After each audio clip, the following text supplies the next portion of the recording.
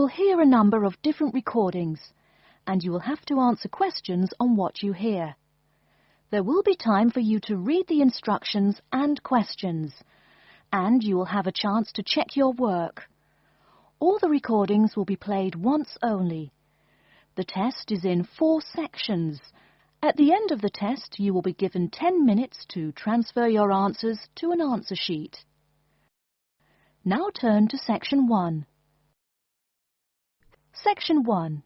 You will hear a conversation between a housing agent and a college student who wants to rent a house. First, you have some time to look at questions 1 to 4.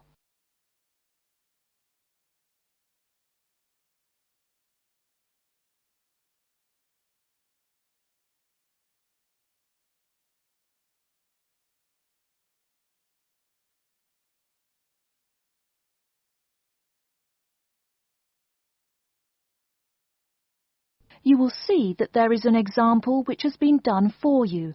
On this occasion only, the conversation relating to this will be played first.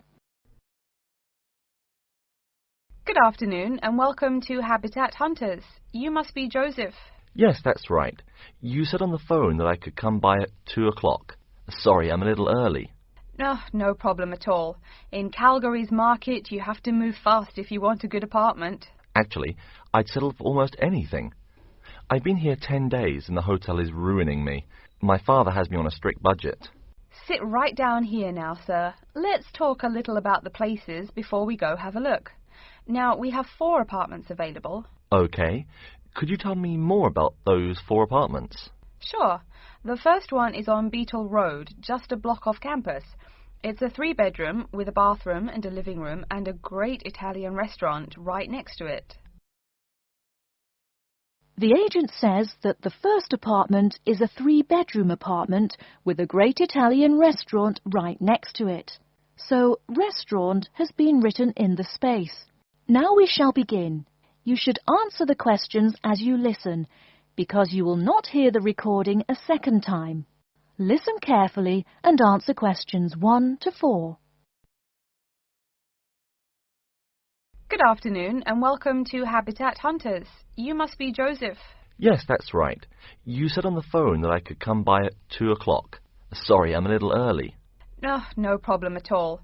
In Calgary's market, you have to move fast if you want a good apartment. Actually, I'd settle for almost anything. I've been here 10 days and the hotel is ruining me. My father has me on a strict budget. Sit right down here now, sir. Let's talk a little about the places before we go have a look. Now, we have 4 apartments available. Okay. Could you tell me more about those 4 apartments? Sure. The first one is on Beetle Road, just a block off campus. It's a 3-bedroom with a bathroom and a living room and a great Italian restaurant right next to it. How much? Well, it's $435 a month, including internet and utilities. Okay, that sounds reasonable. Any drawbacks to the house? There's a really big garden, but it hasn't been taken care of over the years and is just too big to clean up nicely. That sounds okay. Tell me about the next option. The other 3-bedroom apartment is on Oakington Avenue on campus. It is right near the building where you have classes, and the kitchen and living room are newly furnished. Wow, that sounds like a pretty good option.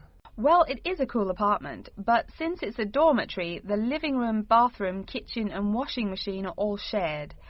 It would be nice not to have to buy living room furniture, though. And how much is this one? $400 per month for a bedroom with an air conditioner.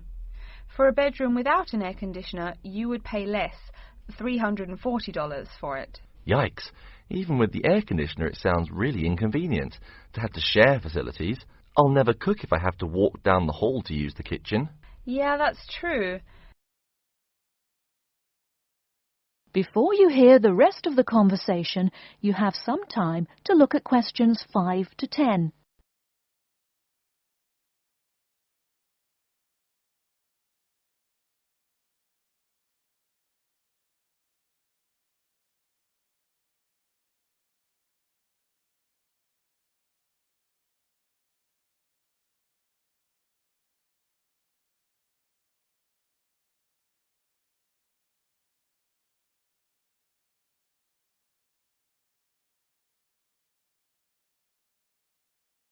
Now listen and answer questions 5 to 10. Anyway, the next place is a 2-bedroom on Mead Street. Oh, I like Mead Street. That's off campus, right? Yep, it's pretty cool, but it only has 2 bedrooms, plus a living room and a study. But I want to live together with my 2 friends. So you could make the study into a small bedroom if you end up living with them. Also, we guys want a TV and DVD player since we're all so much into movies. Well, this place has a great TV and VCR, but no DVD player. No DVD? That's so weird. Are any other facilities provided? As you said, weird enough, it also comes with a wash basin. Is there a washing machine? I think we need that more than just a wash basin. I'm afraid there's no washing machine in the apartment. Wow, that's so old-fashioned. Maybe it's not the best choice for 3 college guys. How much is it? Well, it's $600 per month, but of course it would be cheaper if you made it into 3 bedrooms instead of 2. Where is the apartment located? It's 2500 Mead Street, where there are a lot of bars. It would be affordable, but it would get pretty noisy. And that sounds really expensive for an old place in a noisy area. How about the last place? This one's on campus in the Devon Close complex. It's a 1-bedroom, so it will be a little quieter than the Mead Street place. 1 bedroom, huh? That could be good for focusing on my studies. What else does it have? It comes with a living room and a study, and includes a really nice lamp in the study that has a bunch of different settings. You know what else is cool? There's a dining hall downstairs, so all evening meals are free. You can purchase breakfast and lunch, but meals after 6 p.m. are free. Wow, this place sounds too good to be true. Is it really expensive? It's all right, $500 per month, but there's no bathroom. What? No bathroom? Well, there's no bathroom in the apartment, but there's one at the end of the hall. Thanks. I think now I just have to decide whether I want to live alone or not. Yeah, which one do you prefer? I think I'd choose either this apartment or the one on Beetle Road. Okay, you'd better think about it, and then you can contact me ASAP. Fine. Thanks for your help. You're welcome. That is the end of Section 1. You now have half a minute to check your answers.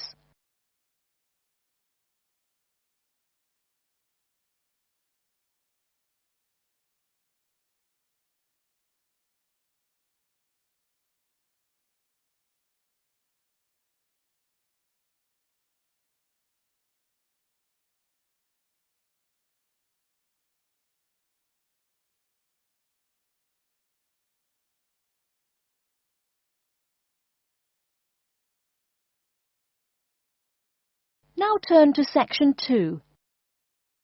Section 2. You'll hear a talk about the waste collection in Baltimore. First, you have some time to look at questions 11 to 15.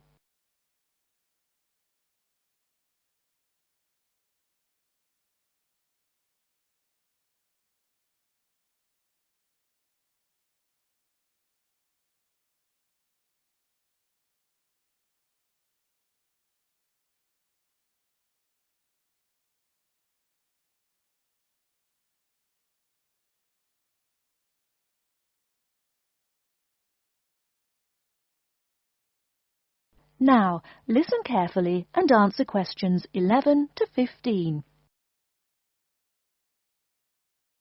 Hi folks, my name is Loretta Johnston, and I'm here from the Baltimore Department of Public Waste. Thank you for coming out to our community meeting tonight. I've got a few words to say about the waste collection here in Baltimore.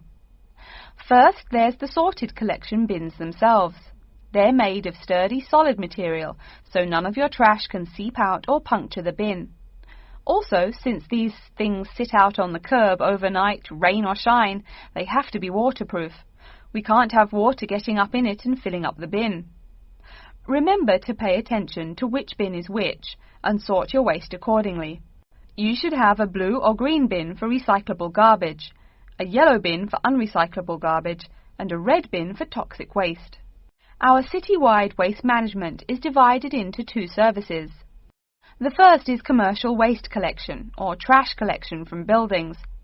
The majority of building waste is paper, which goes in the blue or green bins. You'll notice in your office buildings there are signs that warn you not to overfill these bins. All that paper adds up, and an overflowing bin is infinitely harder for collectors to carry to the truck and empty. Aside from paper, another large source of building waste is metals. Metals such as tin and aluminium can be put in the yellow recycle bins, but metals like lead and copper should be disposed of in the red bins. These heavy metals are harmful to the environment and exacerbate our city's existing pollution problem. That's about all the information you need for building waste. Moving on to the second service, household waste collection is probably what you primarily think of when you think of what we do here. Many of the same guidelines apply, the sorting is the same, etc. Please remember to keep garbage like kitchen waste in a plastic bag. It makes collection easier and lessens the abominable rotten trash smell. Before you hear the rest of the talk, you have some time to look at questions 16 to 20.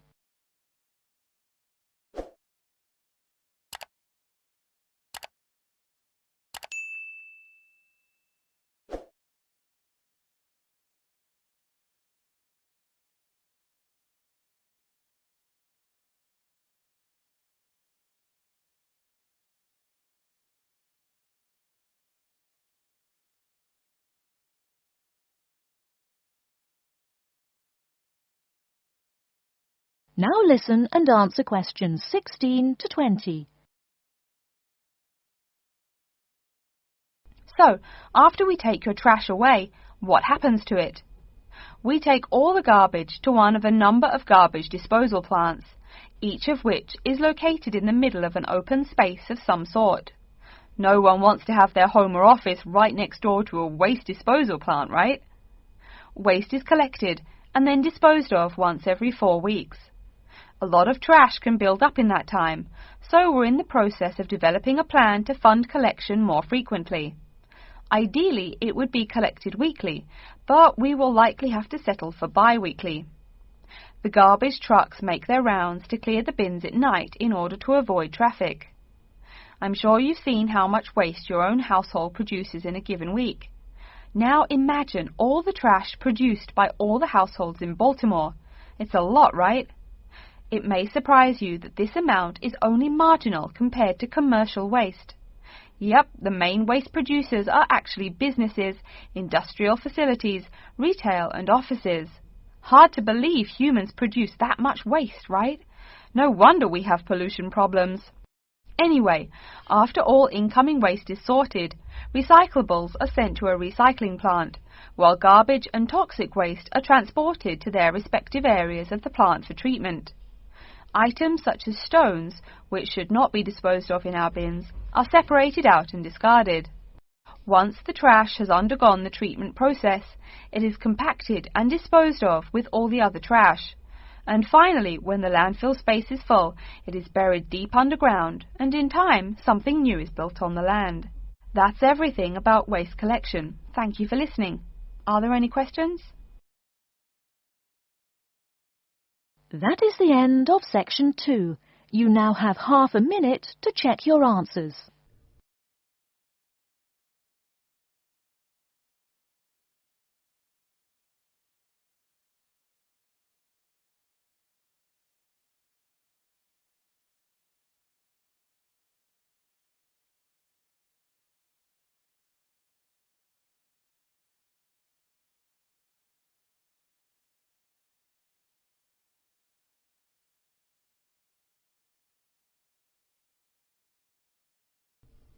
Now turn to section 3. Section 3. You will hear a student called Julie talking to her classmate named Ricky about a new essay that Professor Johnson assigned. First, you have some time to look at questions 21 to 24.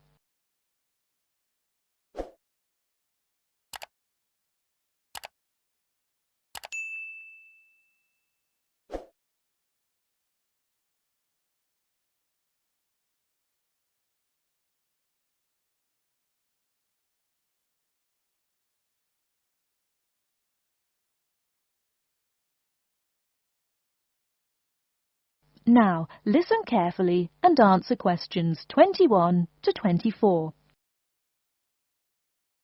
Hi, Julie, it's Ricky. Hi Ricky, how are you? I noticed you weren't in psychology today. I'm feeling sick, so I didn't go to school today. Would you mind telling me what I missed in class? Sure thing. I'm sorry you're not feeling well. Anyway, we spent most of the class talking about a new essay that Professor Johnson assigned. You need to choose one of the bold headings from the note system and research it. Wow, I picked the wrong day to miss class, huh? You sure did. Could you tell me the specific requirements of this paper? Sure. You need to find scientific research that supports your claim as one of your references. It can be from some of the case studies we discussed in class, or you can find your own. Or even better, you can conduct your own research. I'm sure that would get you an A. Have you decided what you're going to do yet? Also, where are you getting your references? Yeah, I'm going to research facial recognition by infants. I've already found a few experiments in scientific journals. That would probably be a good start for you. There are tons of journals in the library. Great idea, thanks. I'm considering writing my essay on the effects of one of the psychotropic drugs we talked about in class. I'm sure there is lots of stuff about it on the internet. Are we allowed to use information from the internet? Sure, you can use that as long as it's not your main source for information. You'll probably want to cite some of the experiments we went over. Good idea, thanks. I'm going to try to find some information from a bunch of different sources. Before you hear the rest of the talk, you have some time to look at questions 25 to 30.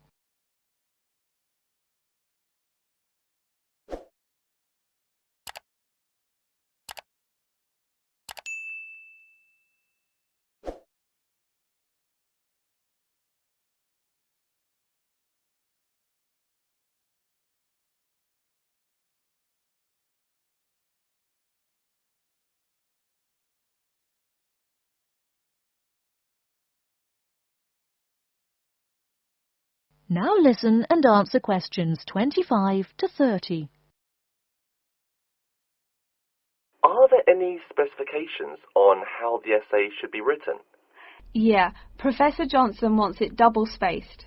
It should be between 6 to 10 pages long. 6 to 10 pages?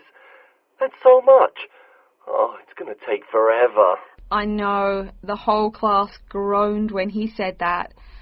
Anyway, you also need to put the title in italics and... Wait, each section heading or just the main heading? Only the main heading should be in italics.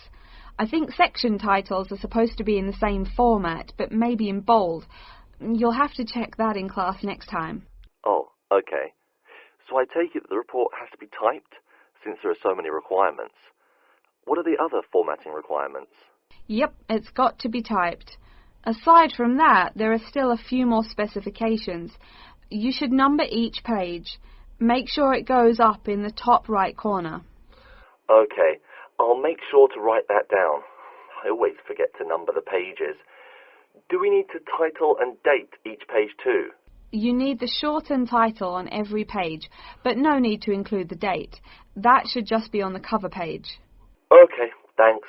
No problem. Also, make sure the margins are 3.25 pixels wide. What? I'm not even sure how to do that. Oh, it's okay, I can show you. It's really easy. I think that's all the directions he gave us. A lot of formatting requirements, but we have the freedom to research many things that we like, so that's good. Oh, I almost forgot. Remember to put down your ID number on your report. Thanks so much for your help. I'll see you in class Monday. No problem. Glad I could help. See you later. That is the end of section 3. You now have half a minute to check your answers.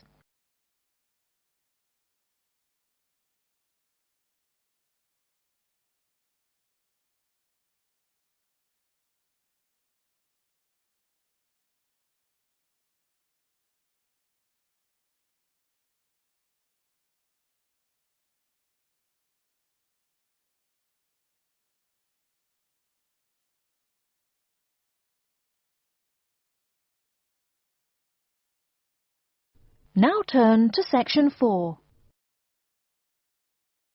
Section 4. You will hear a lecture on environmental science. First, you have some time to look at questions 31 to 40.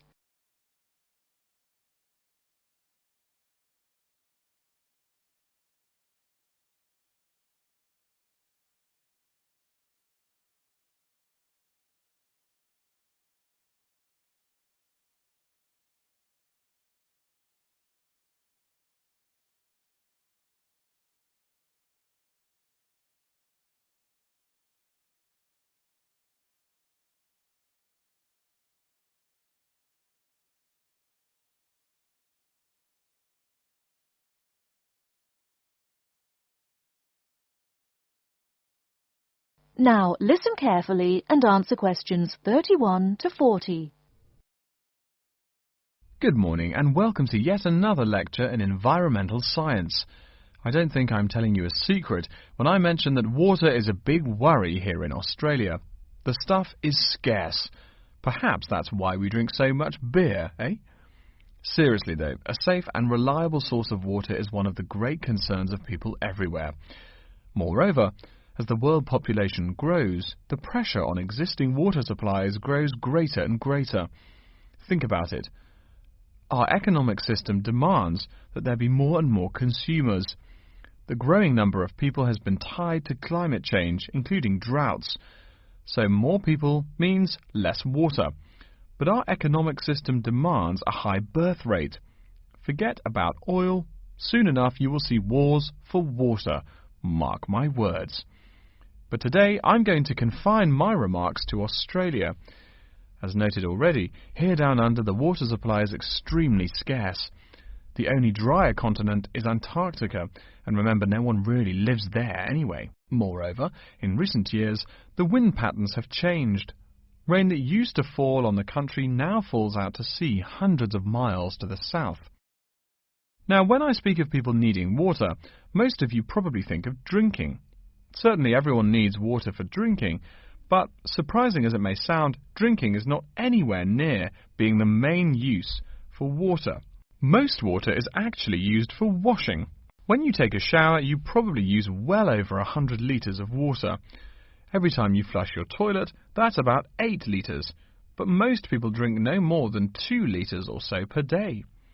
So, where to get water? It could be obtained from rainwater, but often rainfall consists of other harmful pollutants that evaporated with the water.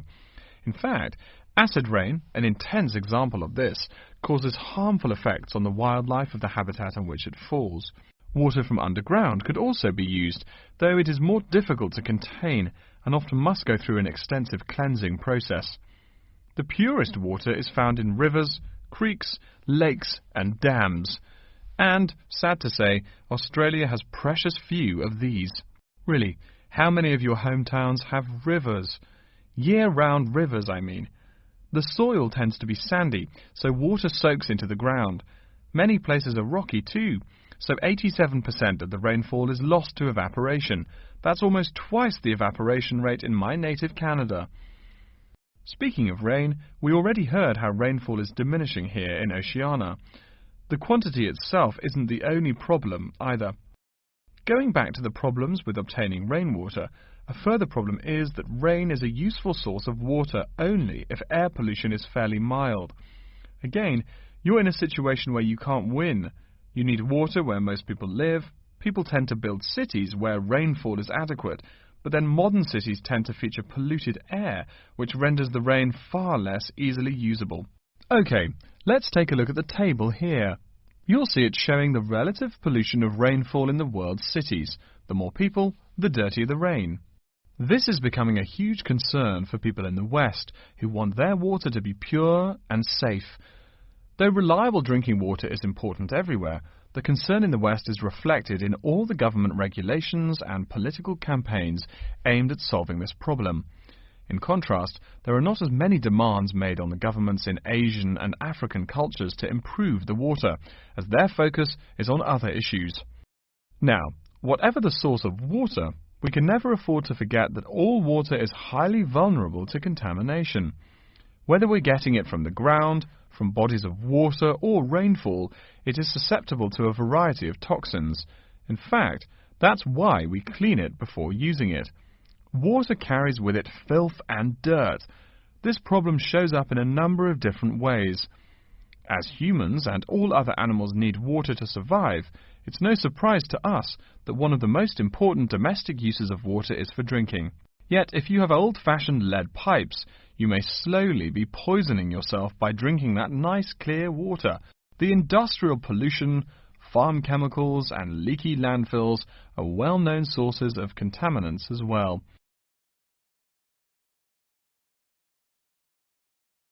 So what is being done to ensure we Australians a safe and steady supply of drinking water? There are a lot of initiatives that make admirable efforts to remedy this issue. We'll be talking about this when we meet again on Thursday, but as a preview, I can tell you that so far the amount of real solutions that have been produced is not nearly adequate. Traditionally, we've been very free in this country. That means that every person and every province tend to go its own way. So the mechanisms for water management are, in a word, insufficient. To begin seeing how this is so, I want you to read something before our next class. Though a lot of previous data on water usage and water management are inconclusive and have thus caused quite a concern, we can learn a lot from the contents of reports written on the subject. The basis for the government's water policy is the 1989 White Paper reporting on water use, present and future. If you compare the numbers offered in the paper with those in the text, you'll find that the report is rather untrustworthy. Truth being told, I'm being too kind when I say that. That is the end of Section 4. You now have half a minute to check your answers.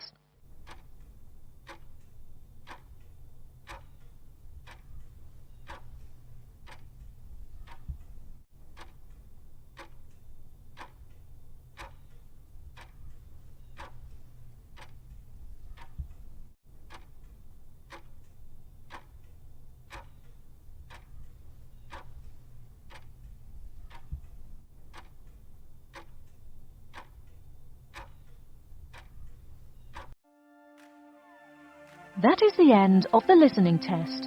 In the IELTS test, you will now have 10 minutes to transfer your answers to an answer sheet.